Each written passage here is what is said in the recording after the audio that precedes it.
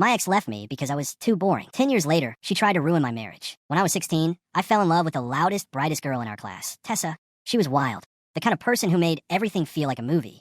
I was quiet, introverted, the kid who read books during lunch. So when she asked me out, I thought I'd won the lottery. For 2 years, we were inseparable. She made me skip classes, go on spontaneous road trips, dance in the rain, things I never imagined doing. I love her chaos. But by the time graduation rolled around, she started calling me too predictable.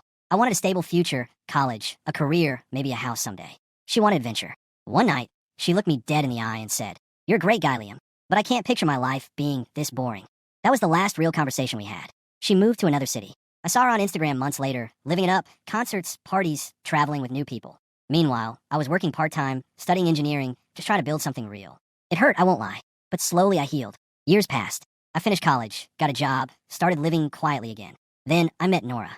She wasn't flashy like Tessa. She was calm, funny, and actually listened when I spoke.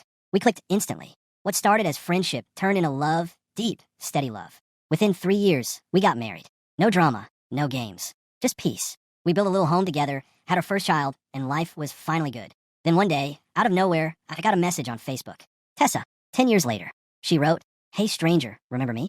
I didn't respond at first, but curiosity got the better of me. So I replied, "Yeah, of course. How have you been?" She said she was back in town, recently divorced, and wanted to catch up.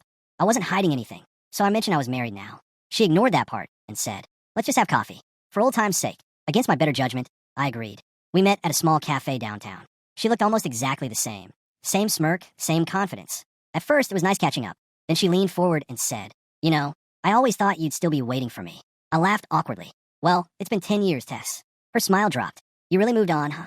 I nodded. "Yeah, my wife and I just had a baby." That's when she said something that made my stomach twist. "Wow, you got boring again." I just stared at her. "Excuse me." She shrugged. "You're still the same predictable guy. I thought maybe you'd changed. Maybe become more interesting." I stood up. "You mean less loyal?" She rolled her eyes. "You always take everything so seriously."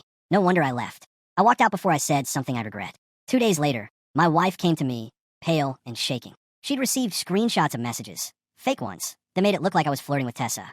She said, "Liam, did you message her these things?" My heart dropped. Tessa had made a fake chat using an app, trying to sabotage my marriage. She sent them from an anonymous email, thinking Nora wouldn't find out. But she did, and Nora showed me everything. I was furious. I blocked Tessa on everything, reported the fake accounts, and sent her one final message. "I may be boring, Tessa, but at least I'm not cruel." Then I deleted her number forever. A week later, she tried texting from another number. "I'm sorry. I just wanted to see if you still cared." I didn't reply. I sat on the couch, holding my daughter, watching my wife laugh in the kitchen, and realized something. Peace will always feel boring to people who live off chaos. But to me, it's everything I ever wanted.